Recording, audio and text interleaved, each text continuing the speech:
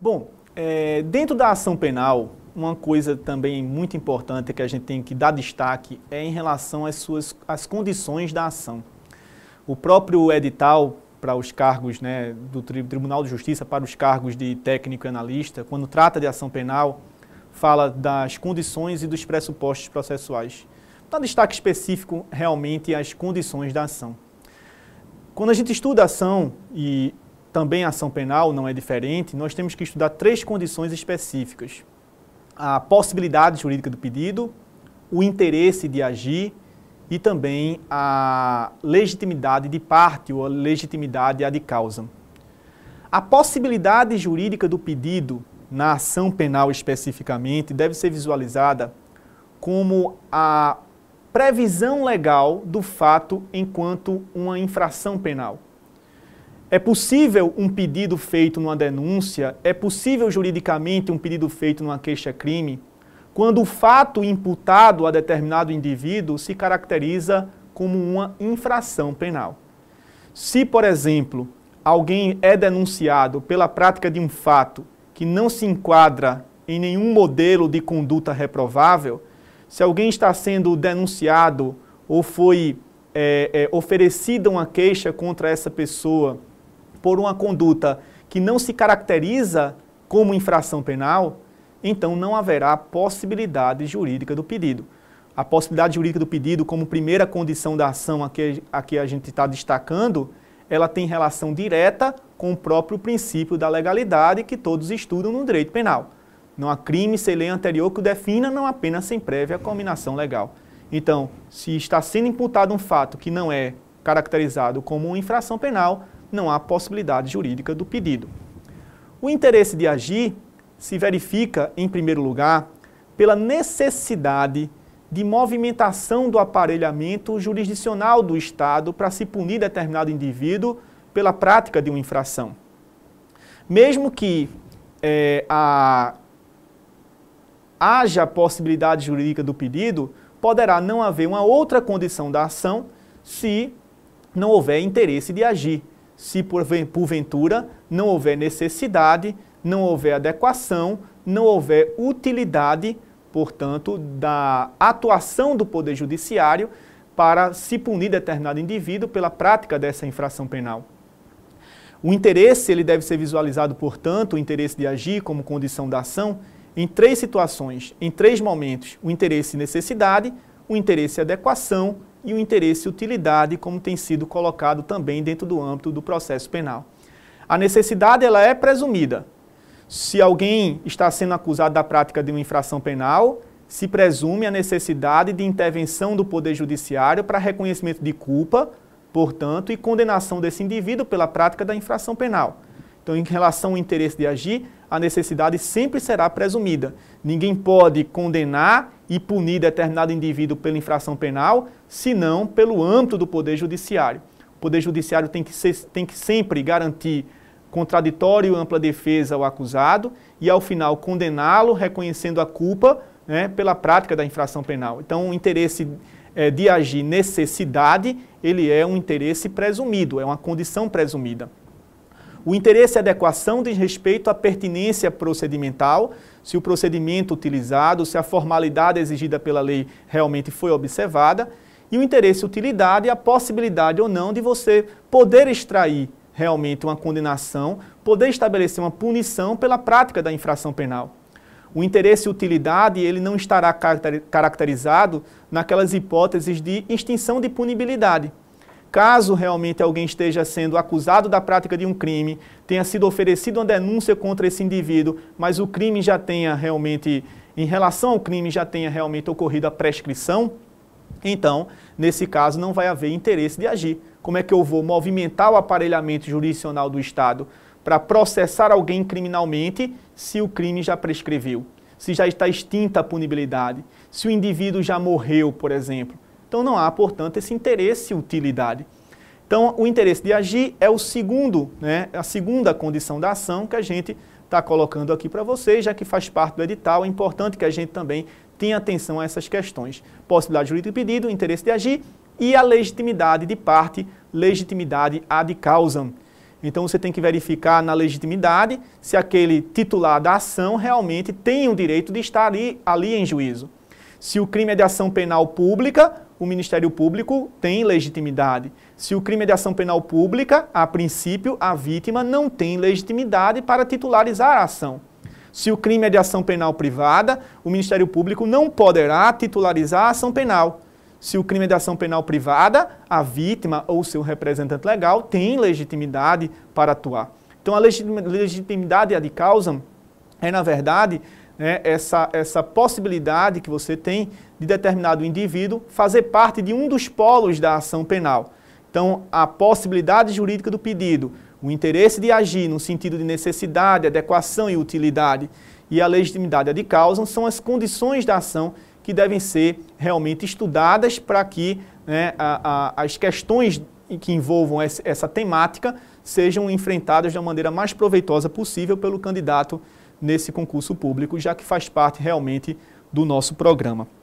Bom, a ação penal pública, ela tem como titular, eu já tinha dito aqui a vocês no bloco anterior, ela tem como titular o Ministério Público, né? Mas o Ministério Público, quando oferece uma denúncia contra determinado indivíduo, ele tem que verificar não apenas se a sua petição inicial observa aquelas condições gerais da ação, se a sua petição inicial realmente, nela há uma possibilidade jurídica do pedido, se realmente a legitimidade ad causam foi observada, se o interesse de agir, necessidade, adequação, utilidade estão realmente preenchidos, mas às vezes também algumas condições específicas de procedibilidade.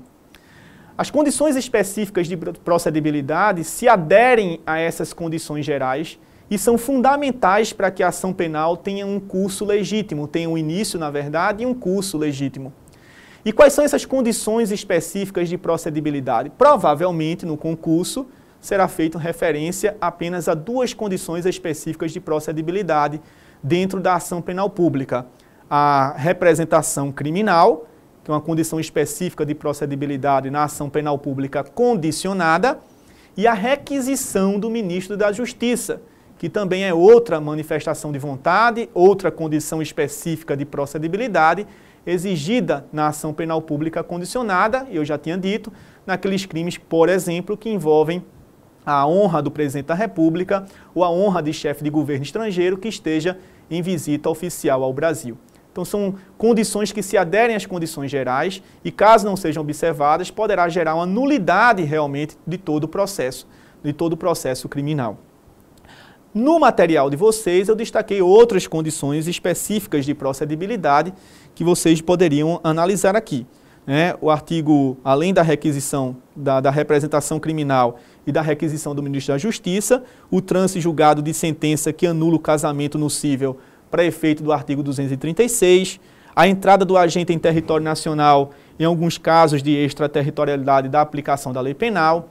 Então, algumas condições específicas de procedibilidade que a gente encontra dentro do sistema processual penal e do sistema penal como um todo. Mas, certamente, o que a gente tem que dar destaque é a chamada representação criminal e também a requisição do ministro da Justiça.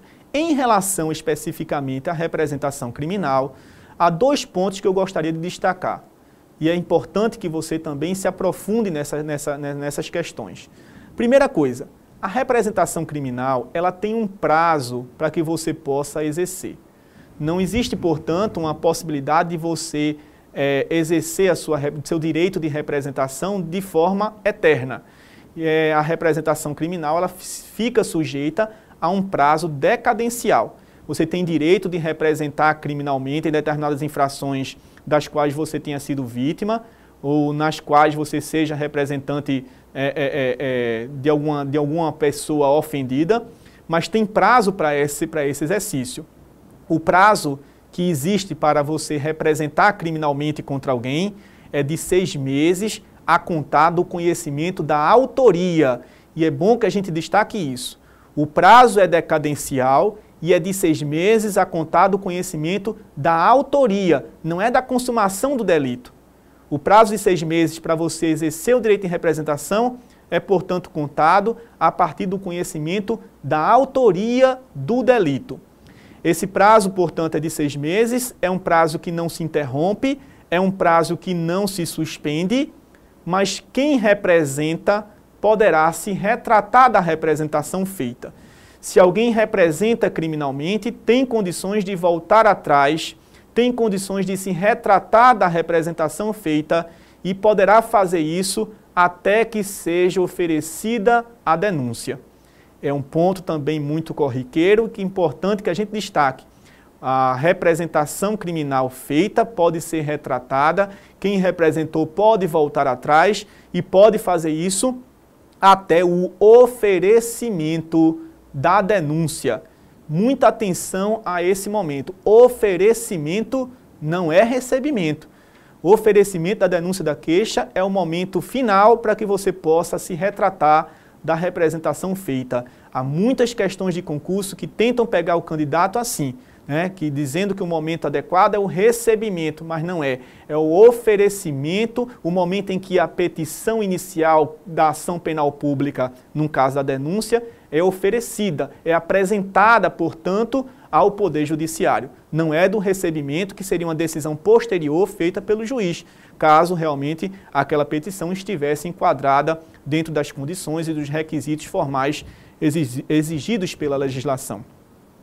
Em relação ainda à ação penal pública, é preciso que a gente destaque 3 princípios. Sobre eles eu, de certa maneira, já tratei, mas a gente tem que dar um destaque especial.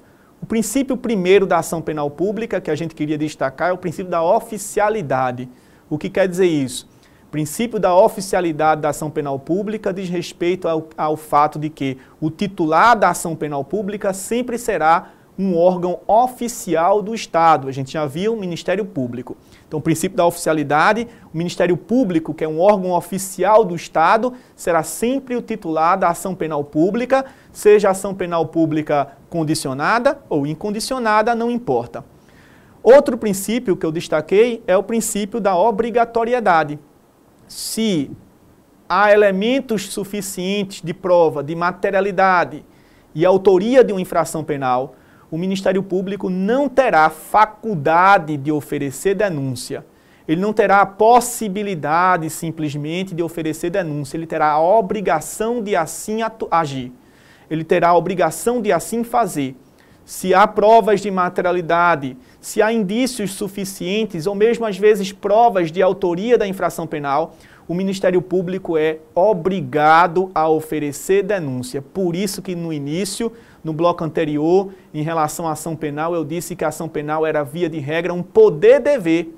Não é um juízo discricionário do Ministério Público, ele tem a obrigação de oferecer denúncia se ele está diante de provas de materialidade e autoria de infração penal.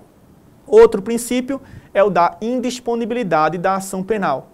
A ação penal pública ela é indisponível, no sentido de que, uma vez iniciada a ação penal pública, o Ministério Público não poderá dispor do procedimento, desistindo, portanto, da ação penal. Se durante a tramitação do processo o Ministério Público percebe que o réu é inocente, ele não pode desistir da ação penal. A ação penal é indisponível à ação penal pública. O que o Ministério Público poderá fazer é deixar que o processo corra até o final e, no final, nas suas alegações finais, solicitar ao juiz a absolvição do réu. Às vezes, o Ministério Público se convence da inocência do acusado e pede a sua absolvição, mas não poderá, portanto, interromper a ação penal, desistir, portanto, da ação penal, porque o princípio que norteia a ação penal pública é o princípio da indisponibilidade. Bom, vamos discutir agora alguns pontos referentes à titularidade e outros aspectos específicos, né, em relação a princípios também da ação penal privada, porque são pontos também muito importantes para esse nosso certame aí do Tribunal de Justiça. Bom, eu já tinha dito a vocês que a titularidade da ação penal de iniciativa privada é não de um órgão oficial do Estado, não é do Ministério Público, mas da própria vítima ou do seu representante legal. E quando a gente fala em representante legal, estejam atentos ao artigo 24, parágrafo 1º do Código de Processo Penal. A representação legal, né, será, portanto, do cônjuge ascendente, descendente e irmão. Como assim? Vejam. O ofendido, ele é realmente o titular da ação penal privada. Mas às vezes o ofendido não tem condições de manifestar validamente a sua vontade. Às vezes o ofendido não tem, portanto, capacidade ou discernimento suficiente para tal. E nesse caso ele precisará de uma representação legal. O Código de Processo Penal estabelece uma ordem de representação. E a ordem é essa: cônjuge, ascendente, descendente e irmão. Pode parecer uma bobagem, mas é importante o candidato mentalizar esse rol e inclusive mentalizar a ordem: cônjuge, ascendente, descendente e irmão. Veja lá o artigo 24, parágrafo 1º do Código de Processo. São os representantes legais, as pessoas que podem, portanto, manifestar a vontade no lugar daquela pessoa da vítima que, por algum motivo, não tem condições de validamente manifestar essa vontade. Cônjuge, ascendente, descendente e irmão. A utilidade desse rol não é apenas para o exercício do direito de queixa pelo representante, mas também para o próprio exercício do direito de representação lá na ação penal pública condicionada. Se alguém é vítima de um crime de ação penal pública condicionada e essa vítima não tem condições de manifestar validamente a sua vontade, essa vontade será, portanto, manifestada pelo seu cônjuge, ascendente, descendente e irmão. Nessa ordem aí que a gente tem que realmente mentalizar. E os princípios que norteiam a ação penal privada, e sobre eles de alguma maneira eu já tratei no bloco anterior, são os princípios da oportunidade, disponibilidade e indivisibilidade. A oportunidade diz respeito justamente ao fato de que a ação penal de iniciativa privada não é obrigatória, no sentido de que a sua promoção não é obrigatória. Se alguém é vítima de um crime de ação penal privada, terá um juízo discricionário a respeito do seu início. Poderá ou não promover a ação penal privada através do oferecimento da queixa-crime. É um juízo de conveniência, é um juízo de oportunidade que a vítima ou o seu representante legal tem, portanto, de oferecer essa petição inicial dessa ação penal. Não é como na ação penal pública, eu já tinha ressaltado, em que vigora o princípio da obrigatoriedade. Na ação penal privada, o princípio é o da, portanto, oportunidade. Uma vez iniciada a ação penal de iniciativa privada, é possível que ela não chegue até seu final. Há a possibilidade de que dentro da ação penal privada, o querelante, o autor da ação penal privada, simplesmente desista da ação e deixe que ocorra, por exemplo, uma sanção que nós vamos estudar mais adiante, chamada de perempção, que pode caracterizar a extinção de punibilidade do acusado. Ele pode também perdoar durante a tramitação da ação, perdoar o acusado. E se o perdão for aceito pelo acusado, vai também ser extinta a punibilidade e, consequentemente, extinto também o processo criminal. Então, diferentemente da ação penal pública, na ação penal de iniciativa privada, a gente vai ter a ideia do princípio da disponibilidade. A ação penal privada, de certa maneira, ela é disponível, diferente da ação penal pública. E um princípio muito importante, o candidato também tem que ter muita atenção, é o princípio da indivisibilidade. A ação penal privada é indivisível e quem faz a fiscalização, quem vela, quem protege essa indivisibilidade é o Ministério Público. Em que sentido? Se uma infração for praticada por José, João e Pedro, se uma infração for praticada por 3 pessoas e se essa infração penal é de ação penal privada, a vítima terá que promover a ação contra os 3. Ela não pode dividir a ação penal.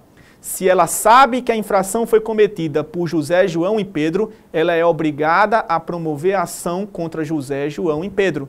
Não pode dividir a ação penal, porque a ação penal privada ela é indivisível e o Ministério Público, como fiscal da lei, vai fiscalizar, portanto, velar, proteger essa indivisibilidade. E o que acontece numa situação em que a vítima sabe que o crime foi praticado por José, João e Pedro, mas promove a queixa-crime apenas contra José, deixando João de lado, deixando Pedro de lado? A vítima, não sei o que se passou em sua cabeça, achou por bem promover queixa-crime somente contra José e deixou de promover contra João e Pedro, mesmo sabendo que todos eles estavam envolvidos na mesma infração. Nesse caso, é possível que a gente tenha o seguinte efeito. Se ela não promoveu a queixa-crime contra João e Pedro, se presume que ela tenha renunciado ao seu direito de queixa em relação a João e Pedro. E se ela renunciou ao direito de queixa em relação a esses que não foram incluídos na sua petição inicial, essa renúncia ela se estenderá também a José.